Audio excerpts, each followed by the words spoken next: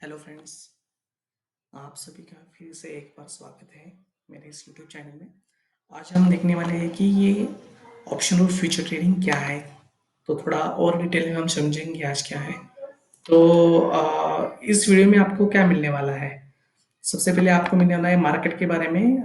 Cash market और derivative market में क्या डिफरेंस है वो थोड़ा हम देखेंगे।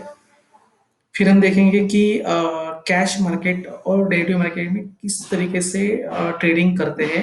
अलग अलग डिफरेंस क्या है एग्जैक्टली ट्रेडिंग करते समय। थोड़ा बेसिक टर्मिनोलॉजी देखेंगे हम। फिर फ्यूचर के बारे में भी हम देखेंगे, फ्यूचर में कैसे ट्रेड करते हैं। और फिर सबसे आखिर में ये बहुत इंपॉर्टेंट है पे आउट डायग्राम, जो हम समझेंगे पे आउट डायग्राम क्या होता है, जो आपको काफी हेल्प करेगा ऑप्शन में, जो आने वाले समय हम जो डिटेल में देखेंगे। तो आप जरूर देखिएगा आखिर तक। और आपको अगर समझता नहीं है एक बार तो आप रिपीट देखिएगा, क्योंकि ये इतना इजी नहीं है, थोड़ा टाइम देना पड़ता है, बार बार देखना पड़ेगा आपको, फिर आप समझेंगे। तो चलिए शुरू करते हैं। सबसे पहले हमने लास्ट वीडियो में भी देखा था कि मार्केट, हमारे दो टाइप की मार्केट है, एक है कैश मार्केट और दूसरा है डेरिवेटिव मार्केट। और हमने देखा था डेरिवेटिव मार्केट में भी दो टाइप के हैं, एक है फ्यूचर, एक है ऑप्शन। तो हमने समझा था कि कैश मार्केट मतलब क्या है कि एक दूध है, अगर कैश मार्केट अगर मिल्क है तो फ्यूचर में रहेगा पनीर। और ऑप्शन मतलब पनीर टिक्का है। इसका मतलब आपका फ्यूचर डिपेंड है आपके कैश मार्केट के ऊपर और ऑप्शन डिपेंड है आपके फ्यूचर के ऊपर। तो आपको फ्यूचर अगर आपने लिया है तो आपको कैश मार्केट देखना है, उसका प्राइस कम ज्यादा क्या हो रहा है, स्टॉक स्पेसिफिक। और अगर आप किसी भी स्टॉक का या इंडेक्स का ऑप्शन ले रहे हैं तो आपको कैश मार्केट नहीं देखना है, आपको फ्यूचर देखना है, उस स्टॉक का फ्यूचर क्या है, उसके हिसाब से आपको ट्रेड डिसीजन लेना है ऑप्शन में। तो हमको पता है अगर मिल्क का प्राइस बढ़ता है तो पनीर का प्राइस बढ़ेगा, मतलब कैश मार्केट बढ़ेगा तो फ्यूचर का प्राइस भी बढ़ेगा। और डिपेंड है फिर, जब फ्यूचर का बढ़ेगा तो ऑप्शन का भी बढ़ेगा। तो ये रिलेशन है इन सबके बीच में। तो हम देखते हैं अभी हम कैसे ट्रेडिंग करते हैं अलग अलग कैश और फ्यूचर में। तो हमको पता है कि कैश डिपेंड, फ्यूचर डिपेंड है कैश के ऊपर और ऑप्शन डिपेंड है फ्यूचर के ऊपर। तो ऑप्शन और फ्यूचर और कैश में ट्रेडिंग में क्या डिफरेंस है, तो कैसे देखिए दोस्तों, फ्यूचर और ऑप्शन में एक कॉन्ट्रैक्ट रहता है बायर और सेलर के बीच में। ये कॉन्ट्रैक्ट मंथली कॉन्ट्रैक्ट रहता है स्टॉक स्पेसिफिक।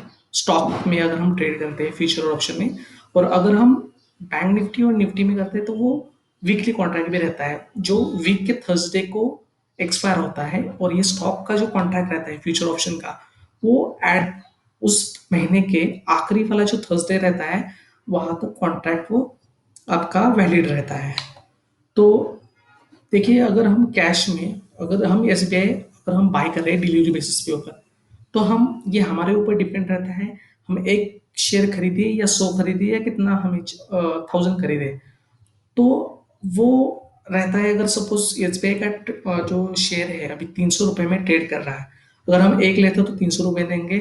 और हम जब चाहे तो बेच सकते हैं, जब चाहे हम जितना दिन चाहे हम होल्ड कर सकते हैं। लेकिन फ्यूचर ऑप्शन में ऐसा नहीं रहता। फ्यूचर ऑप्शन में आपको लॉट में ही लेना पड़ता है, जो lot decided already pre decided रहता है एक्सचेंज से। तो एसबीआई का लॉट साइज जो है वो 3000 का है। इसका मतलब क्या है, आप 3000 के लॉट में ही फ्यूचर और ऑप्शन में ट्रेड कर सकते हैं। तो अगर आप कैश में लेना चाहते हैं वो 3000 का लॉट, तो आपको 9 लाख देने पड़ेंगे, लेकिन फ्यूचर और ऑप्शन में इतना पैसा देने की जरूरत नहीं होती है, इसलिए ये डेरिवेटिव मार्केट लाया गया है।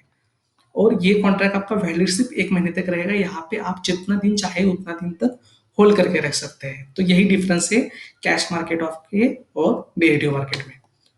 तो बेसिक टर्मिनोलॉजी आपको देखनी है। सबसे पहले लॉट साइज, ये क्या रहता है, जो डेरिवेटिव मार्केट में आपको जो मिनिमम नंबर ऑफ क्वांटिटी कोई भी स्टॉक की लेनी है, जो एक्सचेंज ने ऑलरेडी डिसाइड की हुई है। जैसे हमने अभी एसबीआई में देखा 3000 है, रिलायंस में 550 है।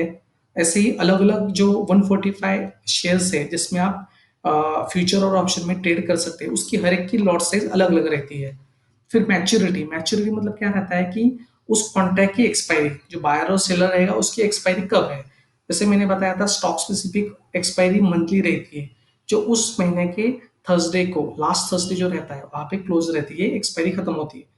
उसके बाद जो वीकली एक्सपायरी रहती है वो हर वीक के थर्सडे को क्लोज होती है, लेकिन ये स्टॉक में नहीं होती है वीकली एक्सपायरी, ये सिर्फ निफ्टी और बैंक निफ्टी में होती है।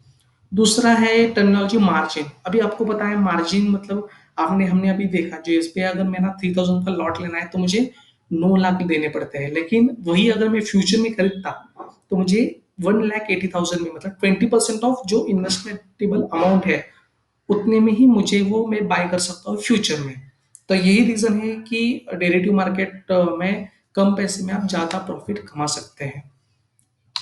तो आगे हम देखते हैं कि ये फ्यूचर में एसबीआई में अगर आपको फ्यूचर करना है तो आप कैसे कर सकते हैं। आपको पता है कैश में आप तो स्ट्रेट अवे बाय कर सकते हैं, और जैसे ही आपका कैश का आपका फ्यूचर है जो आपकी कैश के ऊपर डिपेंड है। अगर एसबीआई का कैश अभी 300 रुपये चल रहा है, वो अगर अब बढ़ गया 320, तो फ्यूचर भी उसके रिस्पेक्टिव या ये भी कम ज्यादा बढ़ सकता है। लेकिन अगर कैश में एसबीआई का प्राइस अभी 300 है तो नॉट नेसेसरी फ्यूचर में वो 300 ही हो, वो 280 भी हो सकता है, वो 320 भी हो सकता है। अगर वो 280 है तो हम बोलते हैं कि वो जो एसबीआई का स्टॉक है वो डिस्काउंट में चल रहा है, और अगर वो 320 है मतलब मोर देन 300 है तो वो स्टॉक हम बोलते हैं प्रीमियम में चल रहा है। इसका मतलब क्या है, अगर वो 320 में चल रहा है तो लोग बोलते हैं कि इसमें डिमांड बहुत है लोगों का। मतलब आप फ्यूचर में वो जो स्टॉक है वो कितने में चल रहा है उससे भी उसमें देख सकते हैं कि उसमें डिमांड है या ज्यादा सप्लाई है। अगर 280 में चल रहा है तो डिस्काउंट है, इसका मतलब सप्लाई ज्यादा है। 320 है मतलब उसको डिमांड ज्यादा है क्योंकि वो प्रीमियम में चल रहा है। तो आखिर में हम देखते हैं कि पे ऑफ डायग्राम क्या रहता है। अभी देखिए पे ऑफ डायग्राम मतलब फॉर एग्जांपल हमको एसबीआई का फ्यूचर लेना है तो सबसे पहले अभी उसकी स्पॉट प्राइस है 300 रुपीज, और लेकिन और उसका अभी फ्यूचर चल रहा है 320 रुपीज। इसका मतलब ये अभी प्रीमियम में चल रहा है। इसका मतलब लोगों का व्यू बुलिश है, तो आपको लगता है ये और ऊपर जाएगा। तो आपने सपोज 320 में आपने एसबीआई का भी फ्यूचर लिया, लॉट आपने कॉन्ट्रैक्ट लिया और वो बाई कर दिया। तो ये अलग अलग देखिए आपको प्रॉफिट एंड लॉस हो सकते हैं उस एक्सपायरी में। फॉर एग्जांपल आप 320 में आपने लिया है और उस महीने के एक्सपायरी में वो 320 रहा तो 0 रुपीज ना प्रॉफिट होगा ना लॉस होगा।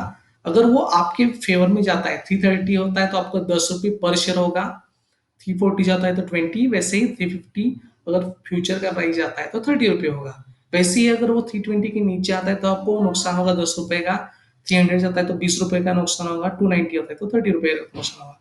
अभी ये पे आउट डायग्राम आपको क्या एक्सप्लेन करता है, देखिए दोस्तों ये बहुत इंपॉर्टेंट है पे ऑफ डायग्राम समझना। इसमें क्या रहता है, इसमें ये एक्स एक्सिस है ना उसके ऊपर आपके स्ट्राइक प्राइस रहते हैं, फ्यूचर प्राइस मतलब 290, 300, 310, 320, 330, 340, 350, और ये जो वाई एक्स है ना उसमें उसके ऊपर आपका प्रॉफिट एंड लॉस रहता है। जैसे 10, 30 ऊपर का प्रॉफिट है, नीचे का -10 -30 ये लॉस है। अभी ये क्या बोलता है, अगर आपका कॉन्ट्रैक्ट कहाँ पे खत्म होता है आपको देखना है। अगर सपोज 320 पे होता है तो आपको नो प्रॉफिट नो लॉस आपको पता है क्योंकि आपने 320 में ही बाई किया है।